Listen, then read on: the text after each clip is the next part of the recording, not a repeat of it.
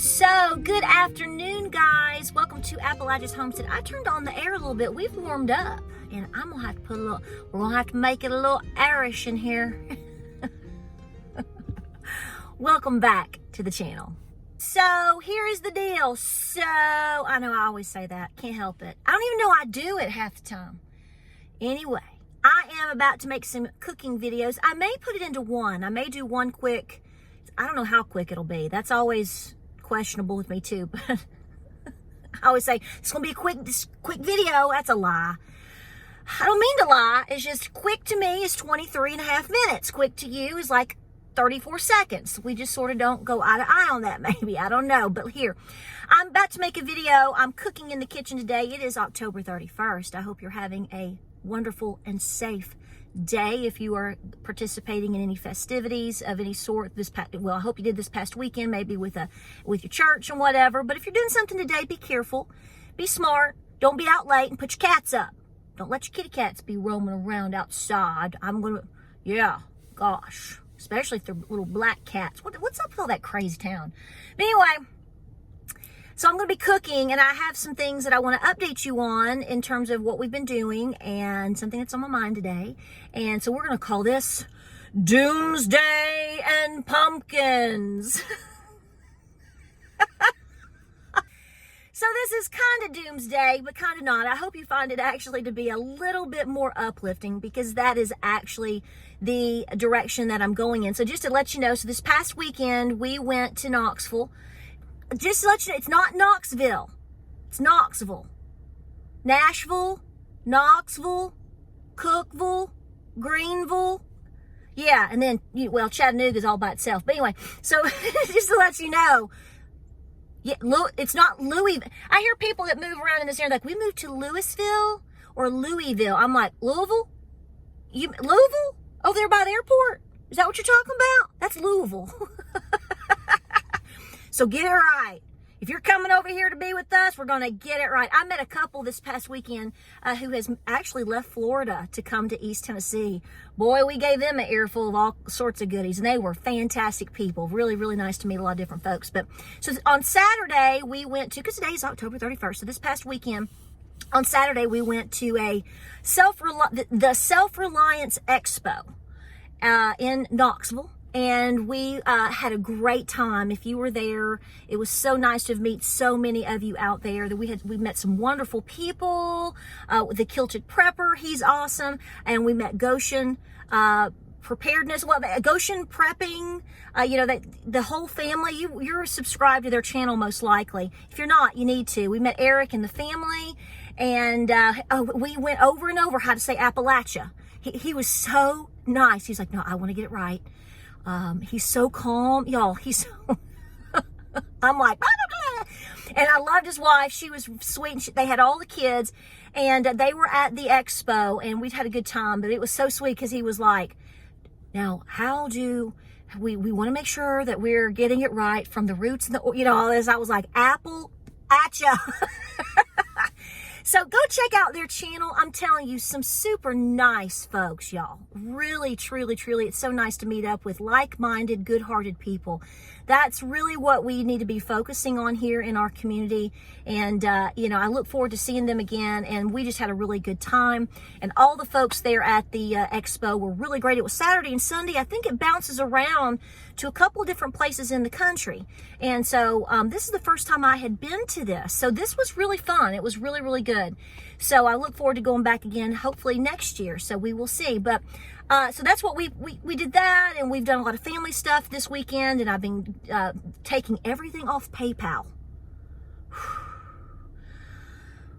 It's wearing the guts out of a pumpkin. There's your doomsday on that. But listen, so I'm going to tell you a little bit of a personal story here. You may not be interested, but I'm going somewhere with it because it is on my mind, okay? And I just want to say that I really want you to stay rooted in what is important to you and your family, and to absolutely not back down at any point in time in terms of your self-sufficiency, your self-reliance, your preparedness, doing what's best for you, your family, and your farm.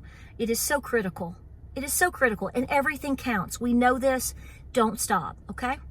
So Today is October 31st, and I don't talk a whole lot about this because it's very private to me and it's very dear to my heart, but ironically on this date, it is ironic to me because growing up, I went trick-or-treating as a kid, and we had fun times as on Halloween. It wasn't a big deal, wasn't something crazy and mischievous. We, carved pumpkins and ate candy and had fun with family and stuff, and my grandparents were my Nana and Papaw, my Nana and my Papaw were very, very important in my upbringing, in my life. Okay. Somebody's come home, so I just wanted to make sure that I wasn't going to be interrupted. I could be. We'll see. So here's the deal. So my Papaw he loved fall. He took me, he was very involved in church, and we went on hay rides and carved pumpkins and had chili suppers, and in the fall it was just great. And I was thinking about this today and over the weekend because we got together as a family, because unfortunately we lost my Papaw on October 31st, 12 years ago today. If you heard that weird noise, it was my air condition. And so we won't go into the details of that, but he did pass away very quickly, and which was really strange for us because we always got together on either like around the 30th or 31st. We have a big chili supper.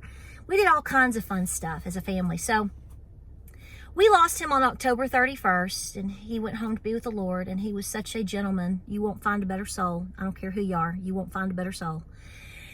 And I was thinking about this story and how important his influence in certain situations that I was in my life growing up that I think has molded and shaped me.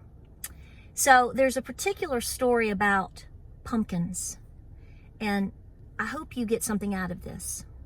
So when I'm very confident I was in first grade. And my Papaw and Nana took me to buy, I thought I was going to get a pumpkin. To my memory, I'd always only had one pumpkin. We'd carve a pumpkin, And, but this time, I got to pick out three. I got to pick out 3 pumpkins.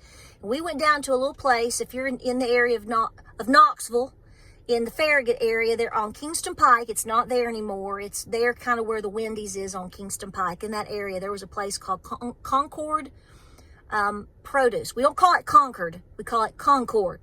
Okay? And it was an old little produce stand, little store. Okay? And local people come and sell their goods there and whatever. So we went and I picked out 3 pumpkins. And I was so proud. I was just a little first grader. So I would have been, I was 6. I was 6 years old. And we came home and whatever, and I was so proud of my little pumpkins. And I put them out on the porch to display them. It wasn't time to carve them just yet, obviously. But you display your pumpkins and all of that. Well, strangely enough, and crazy enough as it goes with all, this time of year, anytime, we had some crazy teenagers in the neighborhood, and I left my pumpkins out, and one morning I came out, and either the next morning or maybe 2 days later, and somebody had taken our pumpkins, as my great-grandmother always said, pumpkin. She didn't call them pumpkin, she called them pumpkin. And they'd smashed them in the road. Back when I was a little kid, and probably when you all were little kids, for the most part, if kids were mischievous, the most you'd probably hear about them doing were things like smashing pumpkins and, rolling houses or whatever. It's just not the same. Remember how you could trick or treat till 10:30, 11 o'clock at night, and you didn't have anything to worry about. It's not that way anymore. Although you did, that's a lie. You did one time have to take your candy or whatever and have it x-rayed. Remember, you have to have your candy x-ray. We did that too. But anyway, I was devastated. I didn't understand why somebody would want to go out of their way to not only just take my pumpkins off my property, but they smashed them in the road. It hurt my feelings. It devastated me. And I called my Papaw, and I was telling him all about it. I said, somebody smashed my pumpkins, Papaw. He didn't say really. He's like, what? Okay. I just remember calling. I didn't think about it as a little kid. Was I going to get another pumpkin or, I didn't know. Well, long story short, which is too late, my Papaw showed up later that evening. He didn't have 3. He didn't have 1. He didn't have 3. He had 6. So that year, I made it through to Halloween because my Papaw told me, he said, you can put them out, but before you go to bed or before it gets dark, you bring those pumpkins in and you put them in the foyer just like you would anything else that you cherish. You have to protect it. And I did. And I had 6 pumpkins that year, and it was great. And I dressed up like Scooby-Doo. I did. Scooby-Doo. And I had a little party with a bunch of little girls that came over and stuff. And we went trick-or-treating and had cupcakes, and it was simple and it was fun. We all dressed up like Casper the Ghost and Scooby-Doo and, you know, fun little simple things. And we have pictures of that. And I've been thinking about that because it's not just thinking about the loss of my grandfather, which is, you know, it's been 12 years, but it's something you'll never fully get over. It's not just because of, you know, I've got pumpkins on my mind, but I'm also thinking about what I was taught as a kid and how I was taught to peacefully stand my ground, which has led me to the thoughts today as I was in the barn. You know, I'm a mother and I have basically almost fully adult children. And I know a lot of you out there do too. And maybe you've even got grandbabies. And I want to remind you, moms and dads out there, and grandmas and grandpas and meemaws and papaws and nanas, that everything you're doing right now, everything you do always, but especially right now, is fundamental in terms of giving your kids a backbone to understand what is important right now. Respecting people, respecting themselves, praising God for all of our gifts, even if it's just a pumpkin. Those are gifts from God. And that basically, when somebody smashes your 3 pumpkins, you come back with 6. Don't back down. You don't have to go cruising for a bruising. But don't let them take and smash your pumpkins and that's the end of your story. Because remember, when those things happen, there's some little kid standing around somewhere that's watching every bit of this. Even if you don't recognize it, even if you don't know it, even if you don't think about it, I want you to think back on times in your life and that hopefully somebody somewhere was a model for you and something that they did to help give you the courage that you're going to need today to have the backbone to take up for yourself and what's yours. And you absolutely have the right to. There's absolutely nothing wrong with self-reliance, family, God, and taking care of our community. So I was thinking about this story today, and I was just thinking about my Papaw and all the memories I have of him and this time of year. He just loved the fall, and he loved pumpkins, and he was just so fabulous. But he made a stand, and he taught me a lesson, even as a little 6-year-old girl. Okay, well, bad things happen. Wipe your tears. Stand your ground. And don't you come back with 3. No, ma'am. You come back with 6 pumpkins.